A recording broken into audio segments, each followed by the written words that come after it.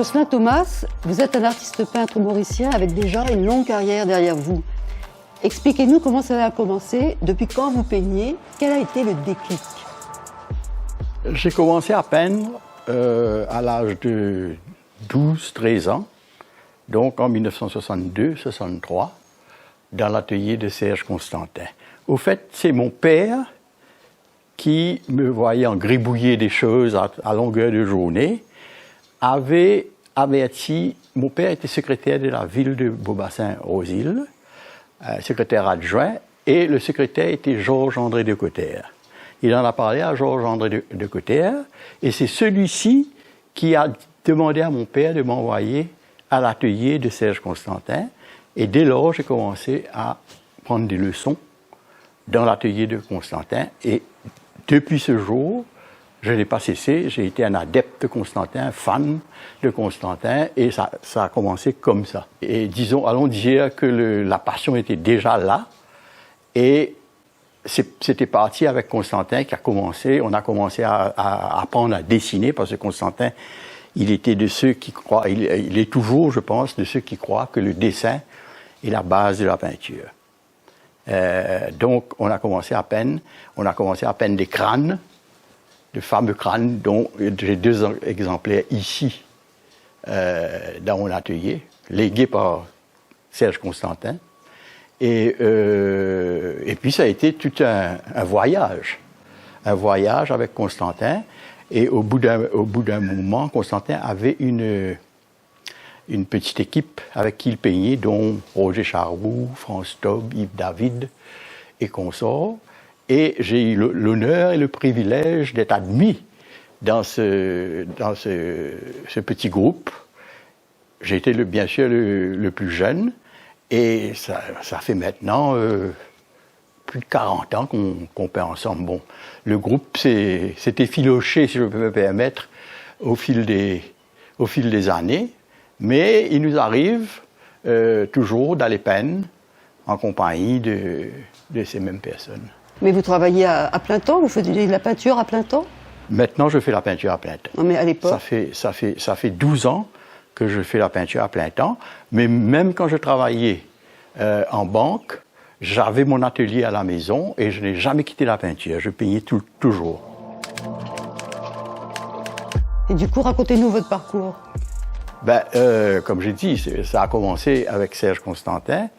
Et il y a eu des hauts et des bas, bien entendu, parce que dans une vie, c'est pas tout lisse, bien sûr. Il y a eu des moments d'interruption, mais disons qu'il y avait toujours cette envie de créer qui était là. Et donc, quand je regarde un peu mon travail au fil des années, je vois qu'il y a très peu d'interruptions, sinon pas du tout. Donc vous n'étiez pas peintre du dimanche? Non, pas du tout. Je peignais, on peut dire, assidûment.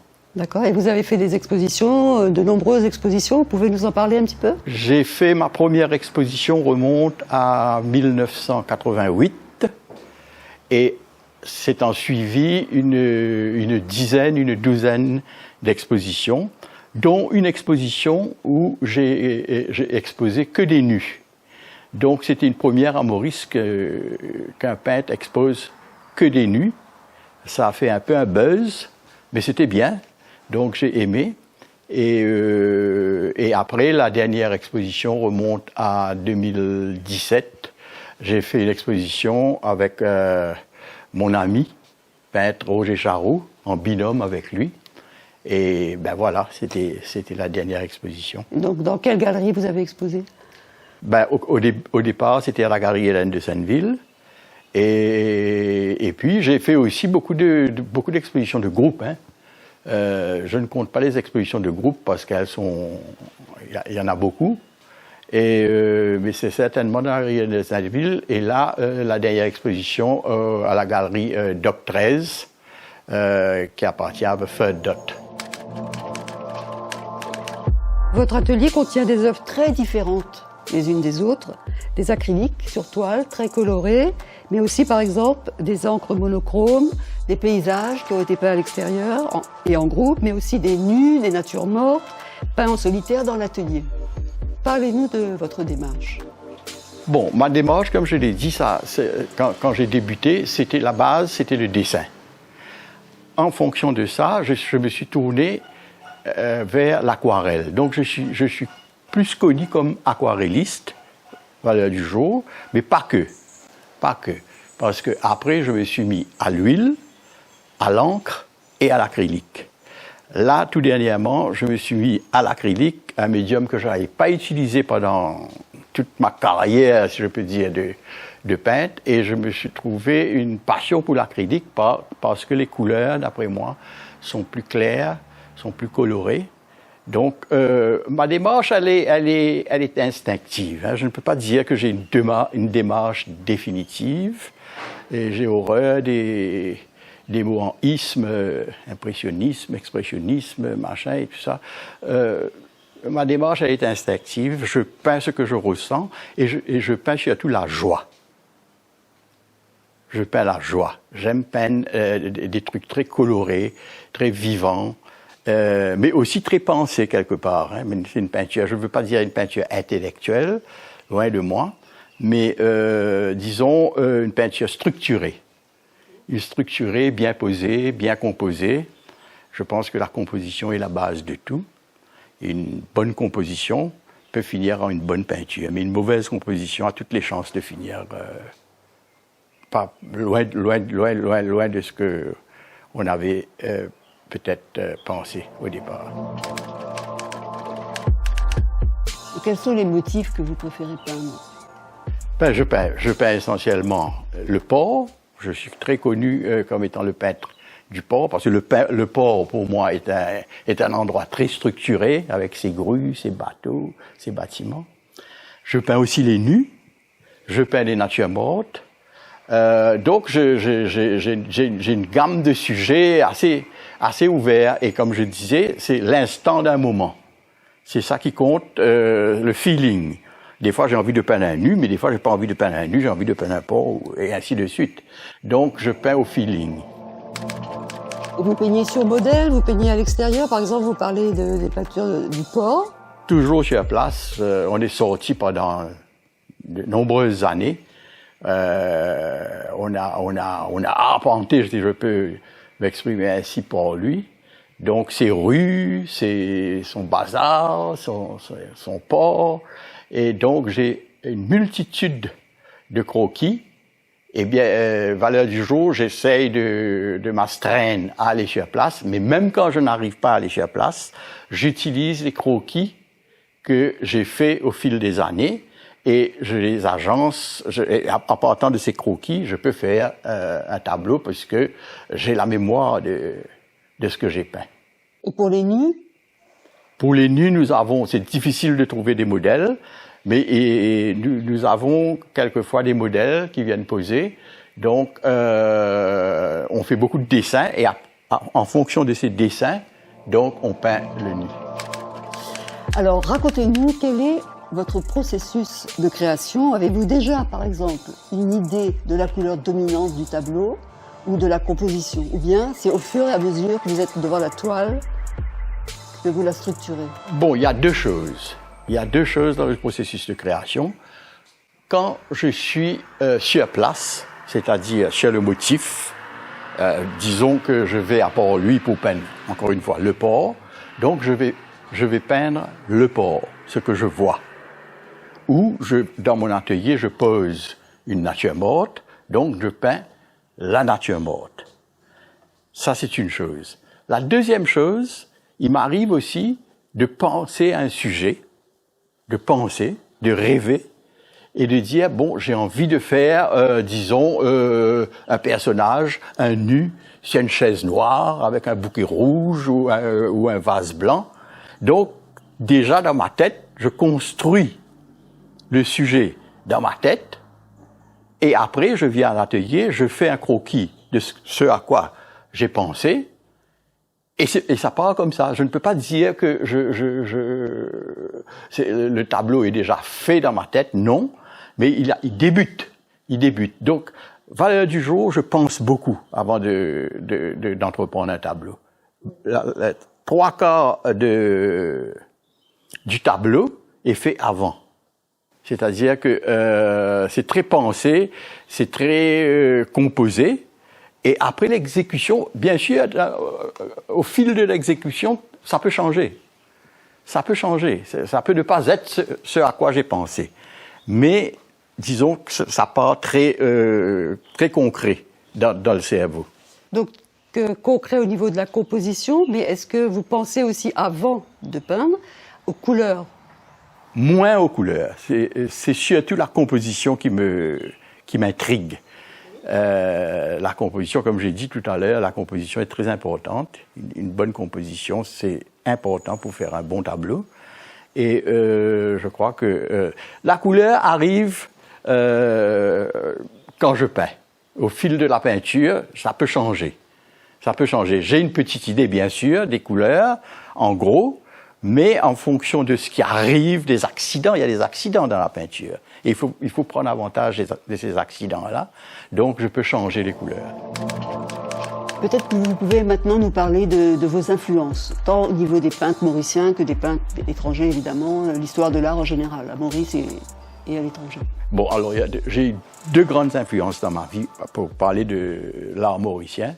C'est d'abord Hervé Masson et deuxièmement Serge Constantin. Ces deux-là m'ont beaucoup influencé dans mon travail. Maintenant, bien sûr, à l'époque, quand je commençais à peine, j'étais influencé par les peintres impressionnistes, Monet, Manet, etc. Donc j'ai tous les livres. Mais au fil des années, il arrive que ma vision a changé. Elle s'est un peu simplifiée d'une certaine manière, et ça au fil de mes lectures qui ont aussi évolué.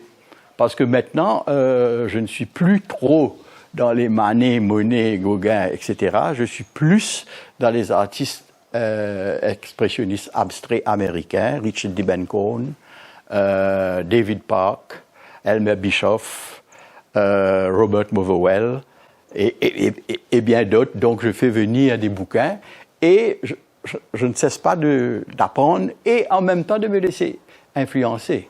Parce que là, j'ai lu un livre chez un grand peintre abstrait anglais qui s'appelle Roger Hilton, qui disait ceci, il disait, ce n'est pas, en matière de peinture, ce n'est pas le fait d'ajouter qui compte, c'est le fait d'enlever. Alors, je suis arrivé à un point où, c'est ça le mot abstraction, au fait. J'enlève. Et enlever, c'est pas enlever, et on ne peut pas tout enlever, il faut enlever à bon escient. C'est-à-dire garder l'essentiel, hein, l'essence du sujet. Donc, c'est ça ma démarche valeur du jour, c'est d'arriver dans de grands aplats, dans des grandes touches, des grands aplats, des grands morceaux de couleurs, plutôt que une infinité de détails insignifiants. Comment vous diriez à ce moment-là que votre style a évolué? Quelle est votre évolution? Ben, elle a évolué de manière naturelle, de manière tout à fait naturelle, au fil de mes lectures et de mes influences. Alors donc, voilà, je ne cesse de continuer à m'éduquer en matière d'art. Tous les jours, je lis. Donc, il y a des influences partout. Hein. Il y a des peintres mondialement connus qui sont... Par exemple, là, il y a eu l'exposition de Pierre Soulages à Paris. Donc, voilà, une autre manière de voir les choses. Ouais. Mais au niveau de la technique aussi, par exemple, là, on a vu récemment dans votre atelier des encres. Pouvez nous parler de cette technique? Oui, ben l'encre relève plutôt du dessin. Hein. Donc j'aime bien changer. C'est-à-dire que un jour je vais peindre à l'acrylique, le lendemain je vais m'attaquer à une huile et le lendemain je vais peindre une encre à l'encre. C'est-à-dire que ce sont des médiums totalement différents et qui me font changer de rythme, si je peux m'exprimer ainsi. Donc c'est bien, c'est comme quand vous dansez, hein, vous n'allez pas toujours danser le Sega ou le slow ou le jazz, etc. C'est bon de varier un peu C'est la joie, c'est la joie. Mais du coup, quand vous changez de technique, le motif change aussi. Le motif change parce que les sujets qui se prêtent à l'huile et à l'acrylique, des fois, ça peut ne pas tout à fait se prêter à l'encre et à l'aquarelle. Donc, c'est bien parce que ça m'efforce à faire ce que je n'ai pas envie de faire, quelque part. C'est-à-dire? Constantin me disait toujours, des fois j'arrivais devant un paysage qui me plaisait pas beaucoup, et alors il voyait par mon langage corporel que je n'étais pas très content. Il est arrivé vers moi, il me dit, tu sais, je sais que tu n'es pas content, mais efforce-toi à faire ce que tu n'aimes pas. Et ça, c'est bien, je trouve. Comment vous voyez votre peinture évoluer dans les prochaines années, tant du point de vue des techniques que des motifs, ou que même des couleurs? Je n'y ai pas pensé, je n'y pense pas encore. Je suis un homme de l'instant présent. Donc, si vous me dites qu'est-ce que je vais peindre demain, je suis incapable de vous dire. Donc, je suis très instinctif, quoique quand je sais qu'est-ce que je vais entreprendre, je mûris l'idée. Mais à me dire qu'est-ce que je vais peindre demain, quelles seront les couleurs, quelles seront la voie que je vais suivre, je suis incapable de dire. C'est fort possible, comme certains peintres, comme il me semble Nicolas de Staël, était retourné au figuratif à un certain moment. C'est possible que je retourne au figuratif, mais valeur du jour, je suis incapable de dire. C'est l'instant présent qui va dire. Mais là, ce qu'on voit dans les dernières œuvres qu'on a vues dans votre atelier, entre autres une œuvre rouge et abstraite, est-ce que vous êtes en train de partir complètement vers l'abstrait? Pour le moment, on pourrait dire ça. Vous préparez une exposition? Ben, je crois que j'ai matière à exposition. J'ai plus de 200 tableaux à l'huile et à l'acrylique à l'atelier et des milliers de dessins et d'aquarelles que j'ai faites au fil des années. Donc, je pense, en toute modestie, qu'on pourrait éventuellement trier quelques-unes pour faire une petite expo. Et puis, pour venir sur l'actualité récente, vous venez de faire une grande fresque murale sur le bâtiment de Codan Art Center. Parlez-nous de cette expérience, qui est une nouvelle expérience pour vous, et quel était votre sujet d'inspiration? Bon, alors, donc, quand on m'a approché pour faire cette fresque, pour quelqu'un qui avait peint son plus grand tableau, une dimension de 1,20 m par 1 m, quand j'ai demandé la dimension, on m'a dit que c'était 10 mètres par 3 mètres. J'étais abasourdi. Franchement, ma première réaction était « non, je ne fais pas ». Mais au fil des jours, je me suis laissé influencer. Je me suis dit « bon, on va prendre le challenge », comme on dit. Et j'ai pris le challenge. Au départ, ça n'a pas été facile parce qu'il a fallu que je me serve de rouleau quelque part, chose que je ne m'étais jamais servi. Donc, je suis monté dans le chariot élévateur, moi qui n'aime pas trop être en hauteur. Mais finalement, ça, avec la passion aidant, ça s'est fait. Ça s'est fait encore une fois de manière presque naturelle. J'ai fait d'abord une maquette à échelle réduite et de cette maquette, j'ai peint la fresque. Bien sûr, la fresque, pour ne pas changer, allons dire, à mes habitudes, représente le port. Le port vu au fil des années. C'est-à-dire que j'ai pris des tableaux que j'avais faits sur place ou en atelier, du port que j'ai agencé pour faire cette fresque. C'était une belle expérience à renouveler? C'était une belle expérience à renouveler. Je ne sais pas. Ça sera en fonction, encore une fois, du moment et de l'instant. Mais c'était formidable de pouvoir faire ça.